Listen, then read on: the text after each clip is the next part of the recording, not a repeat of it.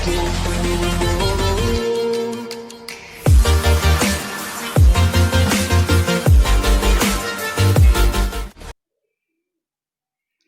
बच्चों, हिंदी के online classes में आपका स्वागत है। मैं doctor S R. Kumawat, associate professor, Hindi department, government college Kaladera. मैं आपको जो है आधुनिक काव्य के बारे में बता रहा था पिछले वीडियो में, और एक महाकवि जो इनकी अमर कृति कामायनी है उसके बारे में हमने आपको बताया है। अब आगे कामायनी के अलावा जो एक व्यक्तिगत भावनाओं का एक रूपक है आंसू, कवि जयशंकर प्रसाद का ही है। हम इसके बारे में चर्चा करें क्योंकि मैंने आपको जयशंकर प्रसाद का जो है जीवनी और साहित्यिक परिचय दिया था, तो विशेष रूप से जब हम चिंतन की बात करते हैं तो कामायनी को मद्देनज़र रखते हुए हम एक तार्किकता से हम ऊपर जाते हैं, और मैं जयशंकर प्रसाद के जो तार्किक तत्व हैं, चिंतन तत्व है, भाव तत्व है, उसके बारे में हम जानते हैं। अब एक बिल्कुल ही रागात्मक प्रवृत्ति के रूप में हम जयशंकर प्रसाद का परिचय करते हैं, और वो जो काव्य है, गीति काव्य, वो है आंसू। रो रो कर सिसक सिसक कर कहता मैं करुण कहानी, तुम सुमन नोचते सुनते करते जाते अनजानी। तो करते जानी अनजानी, तो जैसे आप इन चार पंक्तियों में ही समझ लीजिए कि किस तरह का ये काव्य है। व्यक्तिगत अनुभूति का काव्य है जिसको काव्यात्मक रूप में जो है साधारणी करके जो है एक पाठक तक पहुंचाया है। देखिए, कुछ लोगों का इसमें मानना है कि आध्यात्मिक रूप में इसका जो है रहस्यवाद के रूप में भी जो है इसको देखा जा सकता है, लेकिन मुझे ऐसा नहीं लगता।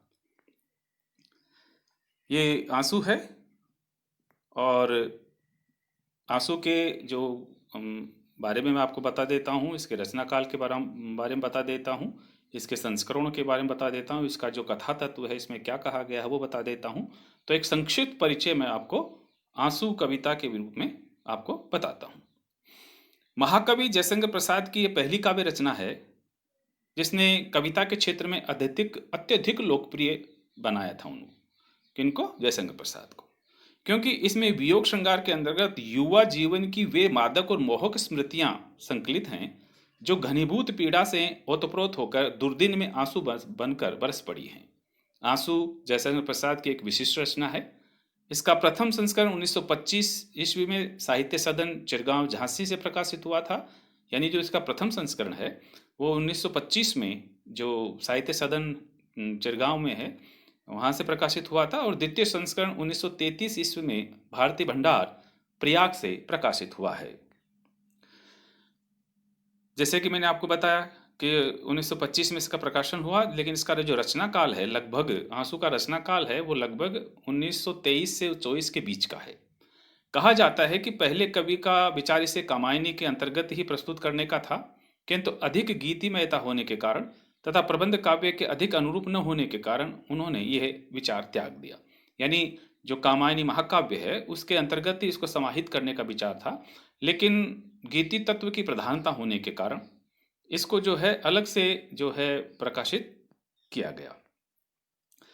संस्करणों में अंतर है, पहला संस्करण दूसरा संस्करण दोनों में अंतर है।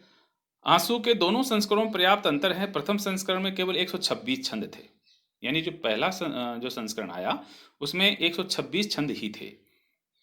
उसका स्वर अतिशय निराशापूर्ण था, उसे एक दुखांत रचना कहा गया। लेकिन जो नवीन संस्करण है, तो नवीन संस्करण में कवि ने कई संशोधन किए। छंदों की संख्या 190 हो गई, और उसमें एक आशा विश्वास का स्वर प्रतिपादित किया गया।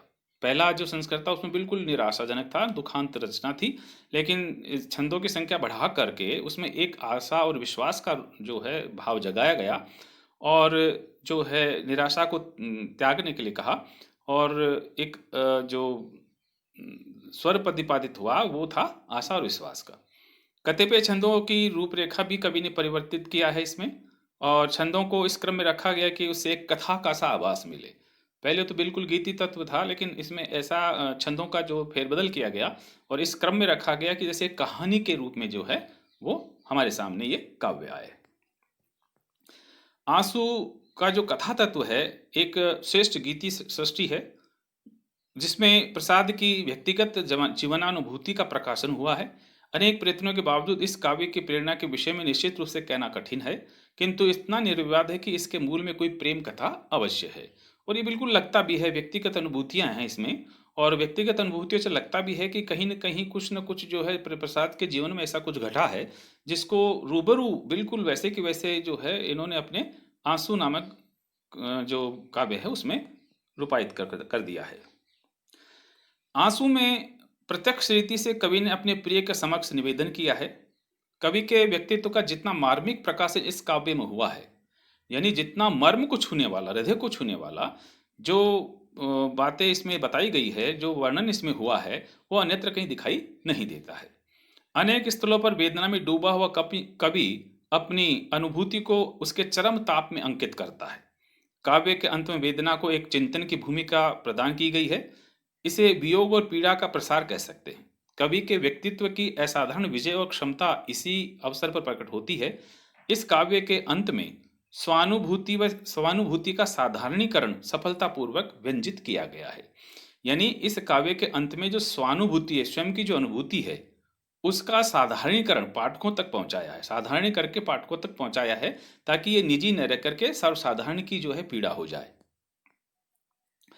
इसमें कवि की आत्मानुभूति ही वेदना, करुणा एवं व्यथा का सहारा लेकर अभिव्यक्त हुई है। अतएव ये आंसू काम्य मानव विरह की एक ऐसी रचना है जिसमें कवि अपने वैभवशाली अतीत की स्मृति से व्यथित एवं बेचैन होकर रो रो कर और सिसकियां भर भर कर अपनी करुण कथा कहता है। यानी इसमें अपने जो वैभव की जो अतीत का जो वैभव है, उसकी स्मृतियां जब इसको कवि को आती है, तो वो व्यथित और बेचैन हो जाता है, और व्यथित और बेचैन वाणी में ही रो रो कर सिसकियां भर भर करके अपनी इस करुण कथा को इस संसार के सामने रखता है, आंसू नामक गीति काव्य के द्वारा। तो ये आपने देखा, आंसू की मैंने छोटी सी एक साहित्यिक भूमिका, इसके रचना काल के बारे में बताया, मैंने इसकी कथा के बारे में बताया। अब हम इसका जो पाठ है, जो व्याख्या की दृष्टि से अपन इसके पाठ को करते हैं, इसके पदों की व्याख्या करते हैं, उसके हिसाब से मैं अगले वीडियो में आपको इस आंसू का जो है 2-4 पद लेकर के और मैं आपको व्याख्या के रूप में बताऊंगा। तब तक के लिए नमस्ते।